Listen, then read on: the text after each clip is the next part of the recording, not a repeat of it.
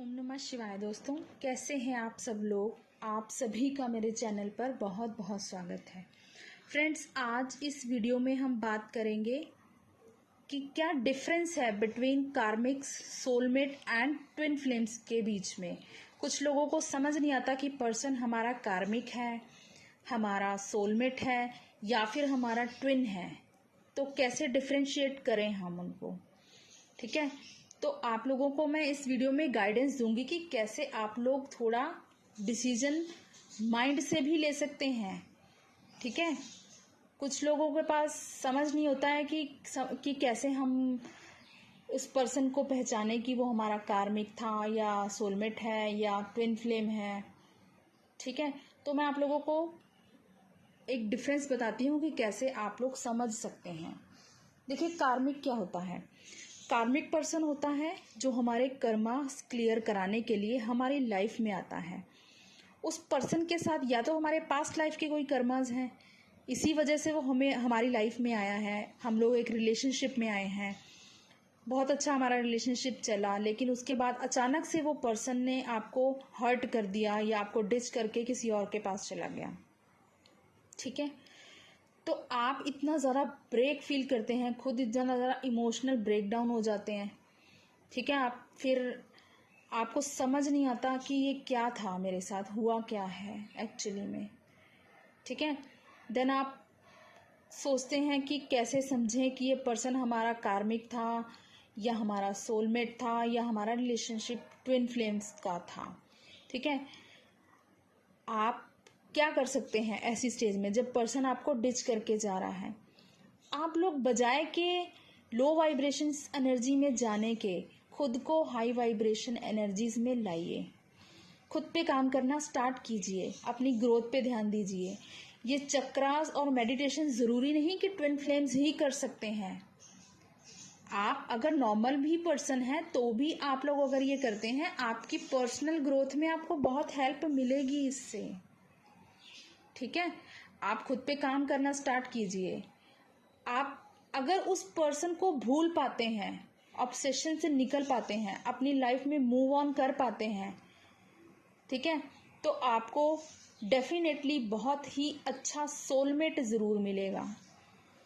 बेशक आप अगर ट्विन फ्लेम जर्नी में नहीं भी हैं तो सोलमेट आपकी लाइफ में ज़रूर आएगा अगर आप हाई वाइब्रेशन में आ जाते हैं किसी कार्मिक रिलेशनशिप को छोड़कर।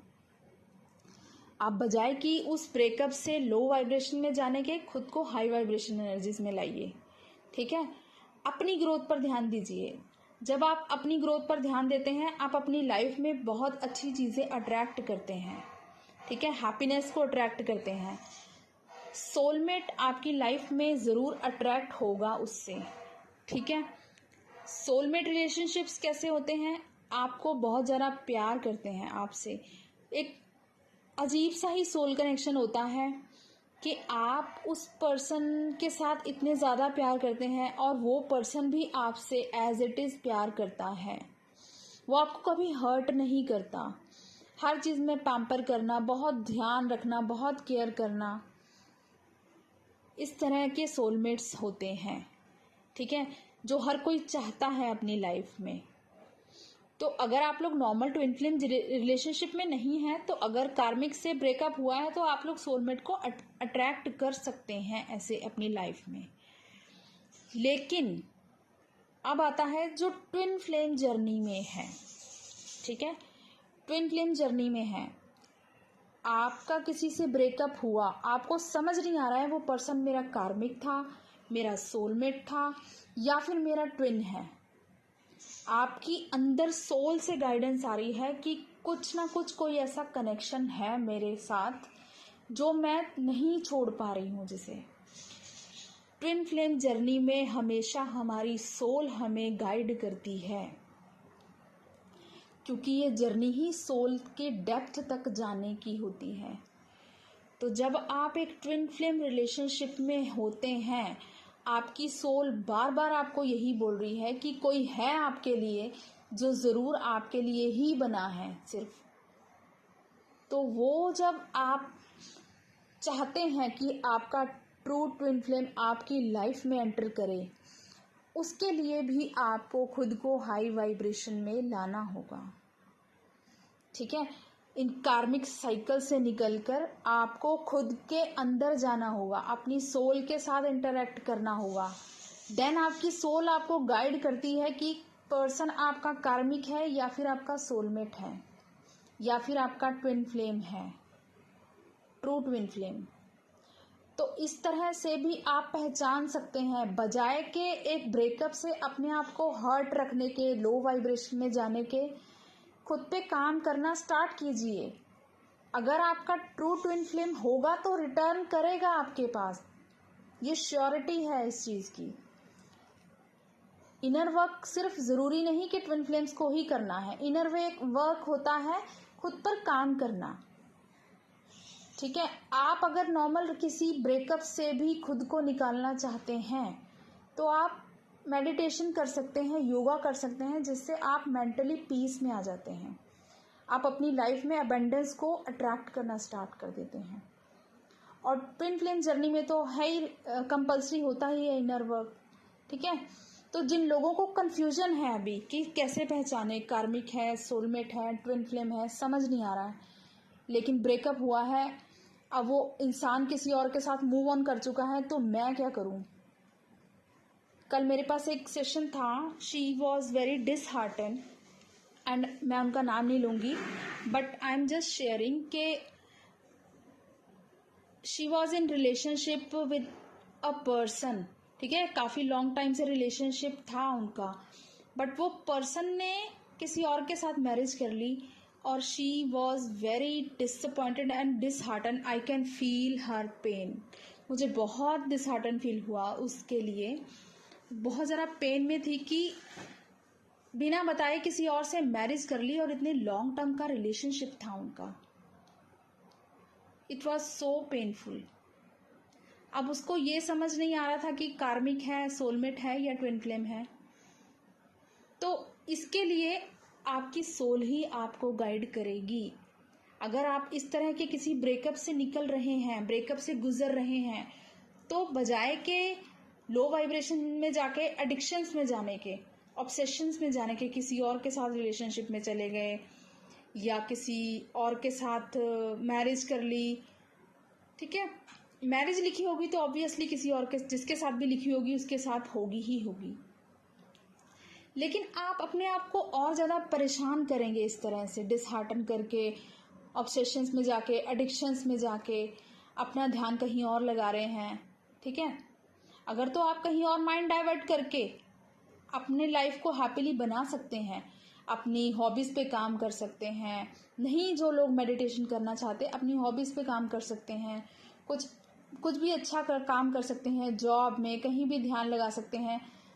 जो नॉर्मल कार्मिक रिलेशनशिप्स में होंगे वो मूव ऑन कर जाते हैं ऐसी चीज़ों से। ठीक है, अपनी हॉबीज़ पे काम करके, अपने आप को हैप्पी रख के जो नॉर्मल कार्मिक रिलेशनशिप्स होते हैं वो मूव ऑन कर जाते हैं।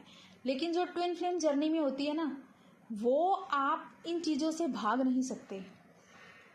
आप जितना बाहर की तरफ किसी जॉब में जाएंगे, कहीं पर भी आप कोई हॉबी पे काम करने लगेंगे, आपको यूनिवर्स की तरफ से एक पुश मिलता है और आपको वहाँ से हटाकर बिल्कुल अकेला करके बिठा दिया जाता है एक जगह, ताकि आप खुद पर काम करें, बिकॉज ऑफ आप एक ट्विन फ्लेम जर्नी में हो।